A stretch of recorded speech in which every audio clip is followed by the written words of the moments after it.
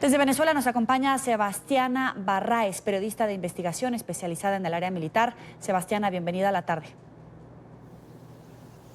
Buenas tardes, Joely. Un saludo para ti y para la audiencia. Más de un centenar de militares detenidos. ¿Qué es lo que, en tu opinión, los lleva poco a poco a dejar las filas del régimen? Mira, para los militares no es sencillo asumir la posición, sobre todo cuando logran llegar a niveles importantes de grado militar, porque ahí está su vida, ahí está su institución, está su familia, está su futuro.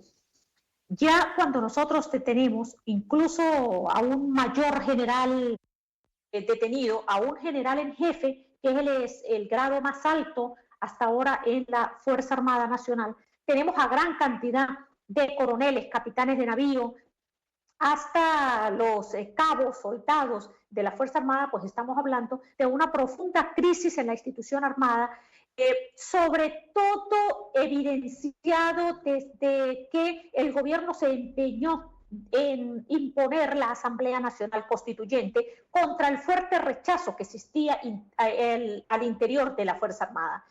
Esta situación ha llevado a que tengamos estos 152 militares detenidos, pero ojo, no son solamente esos 152, estos son los que permanecen en estos momentos recluidos en las cárceles. Tenemos un importante número de militares con medidas como casa por cárcel, régimen de presentación, gran cantidad de militares que han huido, otros han logrado escaparse de las cárceles militares y que están fuera del país. Ahora, hay efectivos del Cuerpo de Aviación, de la Armada, del Ejército. ¿Podrías ayudarnos a entender el peso de cada uno? Porque son de diferentes filas, pero al final es el músculo militar el que en este momento todavía sostiene a Nicolás Maduro. Pero ¿qué significa que sean de todos estos cuerpos, estas personas que están en prisión o bien que ya están fuera de Venezuela?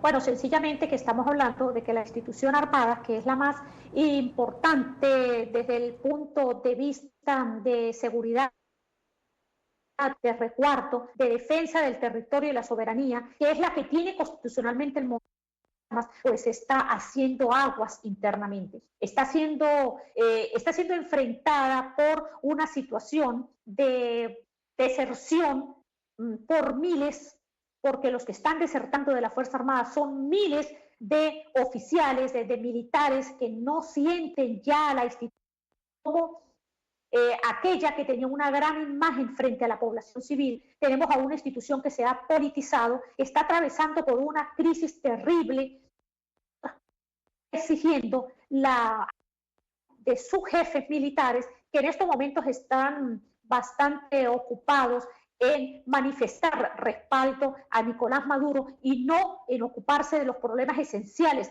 que tiene la institución, amenazada, por cierto, por esos grupos irregulares, llámense colectivos, llámense fuerzas guerrilleras que están asentadas en territorio venezolano.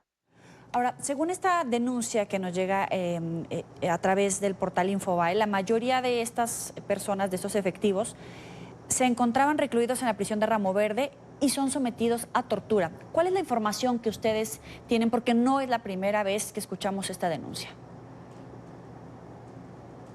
Mira, es lógico que la mayoría de los militares se encuentren en Ramo Verde porque realmente es la cárcel militar que hay en Venezuela.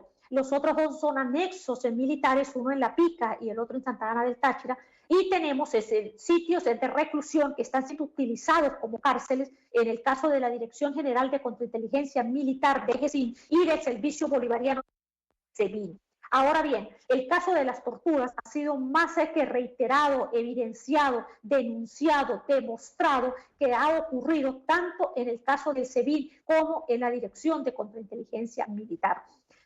Militares que son sometidos a torturas físicas, pero también a torturas psicológicas, obligados a hacer necesidades en bolsas plásticas, se les impide reiteradamente a recibir el sol. En estos momentos tienen el impedimento de no recibir llamadas telefónicas y tampoco de efectuarlas, de tal manera que desde hace más de un mes hay familias que no saben qué ha ocurrido con sus familiares detenidos porque viven en el interior del país y se les hace muy difícil movilizarse a la capital. Esa situación de amenazas contra la familia, de impedimento del debido proceso de militar que se ocupa de impedirles las acciones legales a las que cualquier detenido tiene.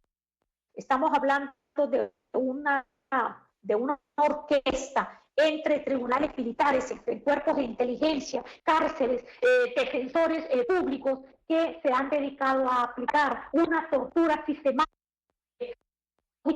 contra estos militares detenidos. Ahora, el régimen ha minimizado la cifra de efectivos que dan un paso al lado, porque sobre todo la cúpula permanece intacta según lo que informa Nicolás Maduro. Pero ¿cuál es la clave para que esas fisuras que ya comienzan a registrarse lleguen hasta esta cúpula o sean más efectivas de modo tal que ya ni siquiera puedan ocultarse?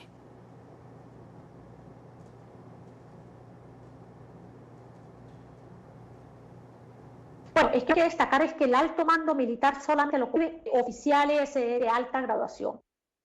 Es decir, son 9 oficiales, son los integrantes del alto mando militar venezolano. Estamos hablando de una institución que tiene más de un centenar de oficiales, estamos hablando de más de un componente que, por ejemplo, como en el caso del Ejército y de la Guardia Nacional, que alberga miles de militares y sencillamente el alto mando militar son 9 jerarcas militares. Entonces, aunque ese alto mando militar manifieste su respaldo a Nicolás Maduro, pues estamos en una situación en la cual no es precisamente ese alto mando militar la referencia de lo que ocurre en toda la pirámide de la estructura militar de la Fuerza Armada Nacional Bolivariana.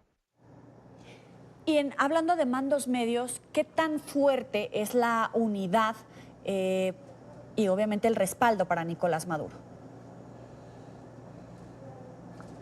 Ahí es donde entra en crisis precisamente la situación de respaldo de la Fuerza Armada hacia Nicolás Maduro. El oficial que, digamos, se ha convertido en un muro de contención para evitar esa implosión interna de la Fuerza Armada es el ministro de la Defensa, que a pesar de que en Venezuela eso es un cargo netamente administrativo, desde que Hugo Chávez modificó la ley, pues es el oficial que tiene mayor ascendencia y mayor liderazgo en la institución.